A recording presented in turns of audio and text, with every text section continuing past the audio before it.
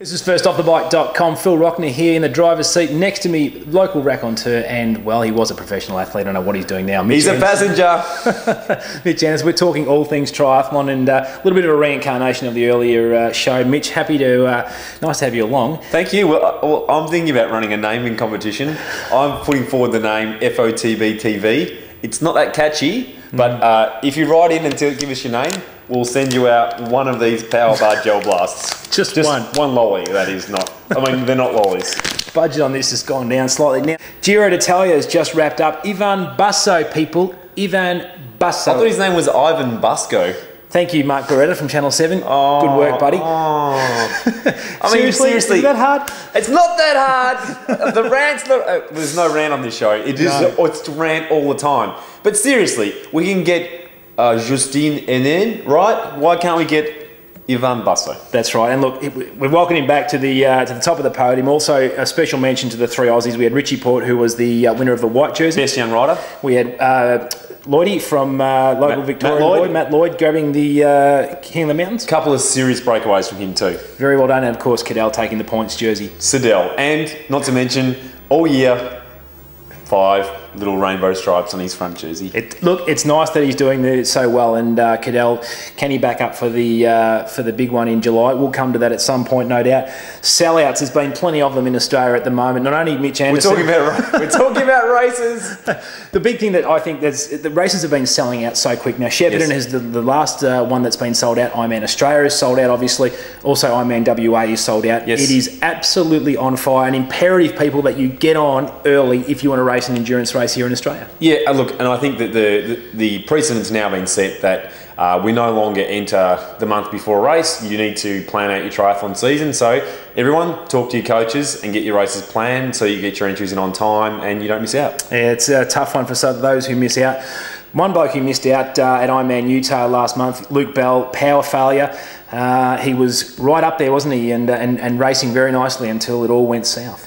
Yeah, look, I mean, Luke Bell maintains the highest quality athlete not to win an Ironman, and he's finished top 10, in fact 5th and 6th twice at Ironman Hawaii, and who knows when he's going to break this duck. Let's hope for Luke's sake that he breaks it in Ironman Japan in a few short weeks, but he's up against another tough field there.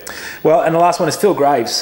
Came on, won Ironman UK last year, absolutely smashed that race, did a really, really good job. Where's he gone now? Goodness, he could not ride out of sight in a dark night. Well, I mean, not wanting to make jokes that his name's expense, but we should start calling him Pippy G, because seriously, Pippy G, he's got the crystal cranks on now. Who knows what he's doing? He was the talk about town in Hawaii last year. He was NBT. Next big thing. Right, I didn't know what that meant. I was just agreeing with you. On your face. So, and the other person to mention is congratulations, Jason Shortus, 50th Ironman finished. He got 4th at Ironman South Africa and the fastest run split of the day. Life in the old dog. Shorto is back. Hey, coming up after the break, we're going to talk about all the races, the big ones that have happened in the last few weeks.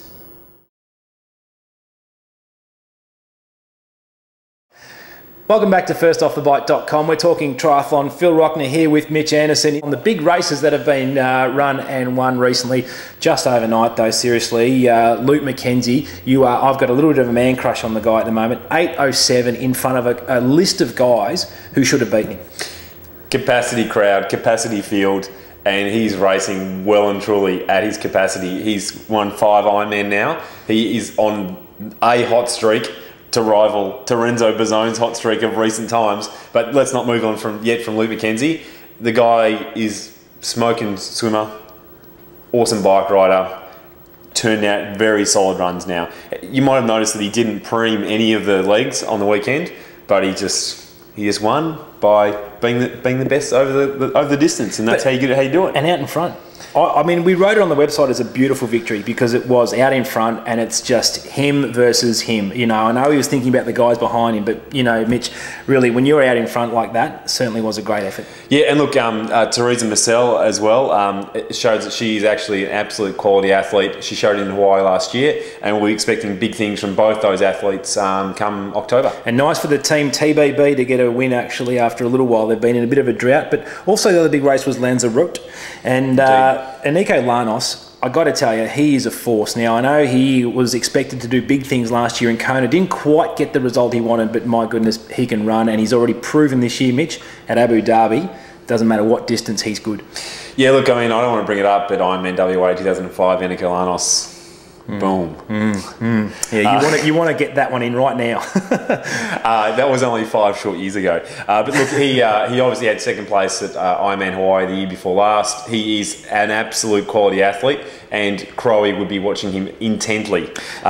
Don't forget as well, there's a couple of like smokies there, Bert Jammer and Make Twelsick, both put in stellar performances, and you know, it was touch and go for Eniko. He really got pushed to the line. Certainly did, but Catriona Morrison, sorry, what is going on there? She was on the roadside for half an hour fixing a chain, and she still won. I think she might have been screaming at people calling her Catriona actually, but I think it's Katrina anyway.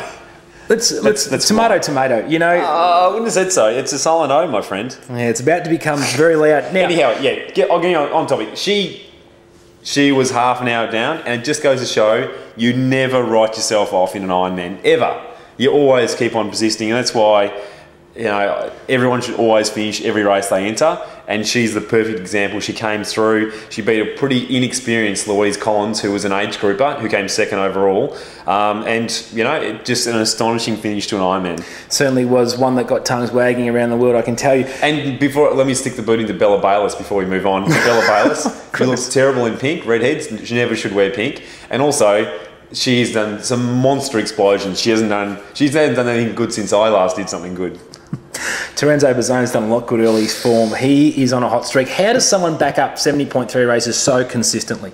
Well, look, we have to admit that he did race the Rev 3 as well in Knoxville, and got done there by Matty Reid. But I think that his performance over 3 or 4 weeks there was just astonishing. He would have put more money in the bank than, well, any stock market crash. It was unbelievable. That's right, and he's a good man, Terenzo, and he's a lovable guy because there's a little bit something X about him when he gets out there, and he's fun at a press conference, and I think he's great for the sport. So he's fast as bro. He looks sweet. The last one I want to talk to you about was 70.3 Austria. Run times, the men top three, I should say, all ran under 1:10 in a half marathon. You're not a fan of that theory that it was a legitimately long course, were you? Oh no, it actually had to be 21 Ks because everyone always runs under 70 minutes for a half marathon off the bike. Seriously, get your measuring tapes out, get your little trundle wheel, measure it out, or get a GPS, do something, anything, but just stop hoodwinking us. I mean, sure, I would hate to hear Macca's post-race interview saying that he ran 69 minutes. That's just... Yeah. Going forward, though, I think that all race directors, I think they should be made to refund money if the course is short. It's not that hard, is it, really? You plan it out, as you said, you GPS it, there's enough technology out there for you to get it right. It's got to be part of your KPIs as a race director, and I think that if it happens in Australia, which I'm sure it won't, because Shane and the crew are quality at what they do, but if it did happen in Australia, like it did for the Melbourne Marathon last year, it causes such a hubbub. Yeah. You just can't do it. A brouhaha. It can't happen. And there's two words that seriously are going to be entering my vocabulary next week. And brouhaha. This is all we've got time for at the moment. We'll be bringing this to you every Friday, the first Friday of every month. Check on in and we'll be talking all things triathlon as we go forward. If you've got any suggestions for the show, give us a call or an email on phil@firstoffthebike.com, or you can email Mitch at Mitchell Anderson. Mitch at mitchanderson.com.au. Stay classy.